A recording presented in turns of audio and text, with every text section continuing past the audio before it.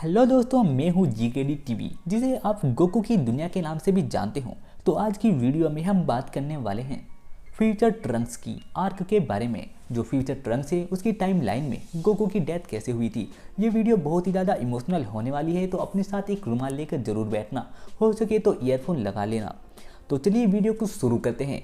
तो इस वाली वीडियो की शुरुआत में हमें दिखाया जाता है जो फ्यूचर ट्रंक्स होता है वो अपने परिवार के साथ खुश रहता है और उसकी उम्र बहुत ही कम होती है। जो गोहान है वो अपने डैड के साथ खुश रहता है। जब गोकू दूसरी दुनिया से मतलब कि दूसरे प्लेनेट से वापस आ जाता है, ये उस टाइम की बात है जब फ्यूचर ट्रंक्स दुनिया में आया था, पर इस टाइम में कोई नहीं आया था। तो जब वो गोकू पृथ्वी पर आया, किसी को भी पता नहीं था कि एंड्रॉयड उनके ऊपर अटैक करने वाले हैं। जब एंड्रॉयड 90 और 20 ने गोकू के ऊपर अटैक किया था, तो उस टाइम वेजिटा ने उसे बचा लिया था। पर वेजिटा ने उसे बचा तो लिया था और गोकू घर भी चला गया था, पर गोकू को एक बीमारी हो गई थी, हार्ट वायरस डिसीज़ की, जिसके कारण गोकू धीरे धीरे कमज़ोर होते जा रहा था। और फिर वहीं पर एंड्रॉयड 18 और एंड्रॉयड 17 ने कहर मचा दिया था। उन्होंने ढूंढ ढूंढ कर एक एक करके सब बंदों को मारना शुरू कर दिया था और वो गोकू को भी मारना चाहते थे। पर उससे पहले ही गोकू की हालत बहुत ज़्यादा बुरी हो गई थी। गोकू इतना ज़्यादा कमज़ोर हो गया था कि वो अपनी आप चल भी नहीं सकता था। फिर एक दिन उससे मिलने के लिए पिकोलो आते हैं। पिकोलो आकर उससे बात करते हैं और उसे अपने साथ ले जाने के लिए कहते हैं। गोकू भी उनके साथ जाने के लिए कहता है। चीची कहती है कि तुम्हारी तबीयत सही नहीं है गोकू, तुम्हें नहीं जाना चाहिए। पर गोकू कहता है कोई बात नहीं चीची, तुम मेरी इतनी टेंशन मत लिया करो। जो गोहान है वो अपने ड्रैगन के साथ बाहर घूमता रहता है और वो बहुत खुश होता है क्योंकि उसके डैड वापस आ गए थे। पर वो दुखी भी होता है क्योंकि उसके डैड बहुत ज़्यादा बीमार है। जो पिकोलो है उसे अपने साथ ले जाता है। पिकोलो उसे एक आइलैंड पर ले जाता है। दोनों वहां जाकर खड़े होते हैं और बात करते हैं। गोकू उसे लास्ट बार अपनी साथ लड़ने के लिए कहता है। पिकोलो कहता है तुम बहुत ज़्यादा कमज़ोर हो गए हो गोकू, तुम ऐसे नहीं लड़ पाओगे। गोकू कहता है प्लीज़, मैं तुमसे आखिरी बार लड़ना चाहता हूँ, मैं अपनी पूरी पावर देखना चाहता हूँ। गोकू और पिकोलो एक दूसरे के साथ लड़ते हैं और गोकू मार खाता रहता है। पिकोलो उसे आसानी से पीटता रहता है। फिर गोकू अपने दोनों हाथ ऊपर करके पूरी दुनिया से अब एनर्जी मांगता है और वो सारी एनर्जी इकट्ठा करता है और सुपर साइयन में ट्रांसफॉर्म हो जाता है और अपनी पूरी पावर को अचीव कर लेता है। और फिर वो पिकोलो को अच्छी खासी टक्कर देता है, लेकिन फिर वो गिर जाता है और कहता है कि बस मैं इतना ही कर सकता हूँ। और फिर वो सारी एनर्जी वापस चली जाती है और वो बहुत ज़्यादा हाँफने लगता है। गोकू कहता है मेरे पास ज़्यादा टाइम नहीं है पिकोलो। पिकोलो कहता है ऐसी बातें मत करो गोकू, कुछ नहीं होगा, तुम बिल्कुल ठीक हो जाओगे, इसमें कोई घबराने वाली बात नहीं है। गोकू कहता है कि मेरे पीछे दुनिया की जिम्मेदारी तुम संभाल लेना, गोहान का भी ध्यान रखना। पिकोलो कहता है तुम टेंशन मत लो, मैं तुम्हारे परिवार का ध्यान रखूंगा और गोहान को मैं सुपर सैयन बनना सिखाऊंगा। आगे आने वाली मुसीबतों से गोहान हमें ज़रूर बचाएगा, मैं उसे सुपर सैयन में ट्रांसफॉर्म होना सिखाऊंगा। और वो दोनों ये बात करते रहते हैं। गोकू अपनी सारी एनर्जी वापस भेज देता है और वहीं पर गिर जाता है और फिर वो दोनों चले जाते हैं।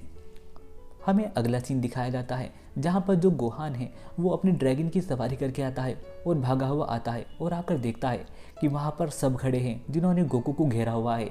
यामचा, टीएन, चियात्सु, क्रिलिन और मास्टर रोशी, बुल्मा, और वो सब उदास है। क्रिलिन बहुत ज़्यादा रो रहा है और उसकी आंखों में बहुत ज़्यादा आंसू है और वो बहुत ही ज़्यादा दुखी है। मास्टर रोशी भी बहुत ज़्यादा परेशान है। यामचा जोर जोर से चिल्ला रहा है और रो रहा है। चियात्सु अपना मुंह छुपा रहा है। टियान एक साइड खड़ा हुआ है। उन सब की हालत बहुत ज़्यादा बुरी है। वेजिटा भी एक कोने में खड़ा हुआ है और शीशे से बाहर दिख रहा है। वो सब बहुत ज़्यादा उदास होते हैं। फिर तभी गोहान की नज़र गोकू के ऊपर पड़ती है, जो कि आंखें बंद करे पड़ा हुआ है क्योंकि उसकी जान निकल चुकी है, वो मर चुका है। जो चीची है वो जोर जोर से चिल्लाकर रोने लगती है, गोकू गोकू। और ये सब देखकर गोहान की आंखें नम हो जाती है और उसकी आंखों में पानी आ जाता है और गोहान बहुत ज़ोर ज़ोर से रोने लगता है।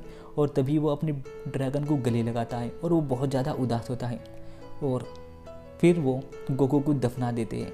फिर बाद में स्टोरी शुरू होती है। जो एंड्रॉयड 17 और 18 है वो वहाँ पर आ जाते हैं। गोकू के जाने के बाद वेजिटा का मन हट जाता है। वेजिटा अपनी ट्रेनिंग पर ज़्यादा ध्यान नहीं देता क्योंकि वेजिटा सिर्फ गोकू से आगे निकलना चाहता था। उसके जाने के बाद वो सिर्फ एक नॉर्मल इंसान की तरह अपने परिवार के साथ रहता है।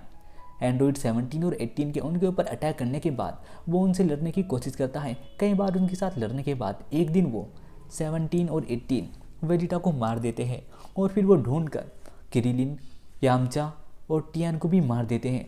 और फिर वो एक दिन गोहान के ऊपर अटैक कर देते हैं। पर पिकोलो उसे बचाने आता है तो उसके सामने वो पिकोलो को भी मार देते हैं।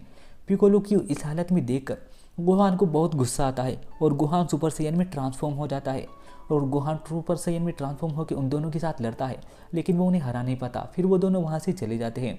गोहान बहुत ज़्यादा रोता है। फिर एक दिन इसी तरह से गोहान की और उन सब की लड़ाई बजती रहती है और उनकी लड़ाई ट्रंक्स होता हुआ देख लेता है और ट्रंक्स पहचान लेता है कि हे, तुम तो सुपर सैयन हो, तुम गोहान हो।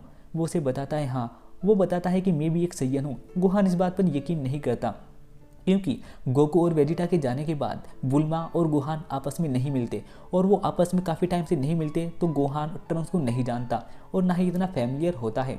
फिर ट्रंक्स उससे ट्रेनिंग मांगता है पर गोहान उसे मना कर देता है। आखिर काफ़ी कहने के बाद गोहान उसे ट्रेनिंग देने के लिए मान जाता है। बाकी की स्टोरी का आपको पता है। अगर आपको बाकी की स्टोरी का नहीं पता तो मुझे बता देना, मैं इसका पार्ट 2 बना दूंगा। तो मिलता हूँ आपसे अगली वीडियो में, तब तक के लिए बाय बाय।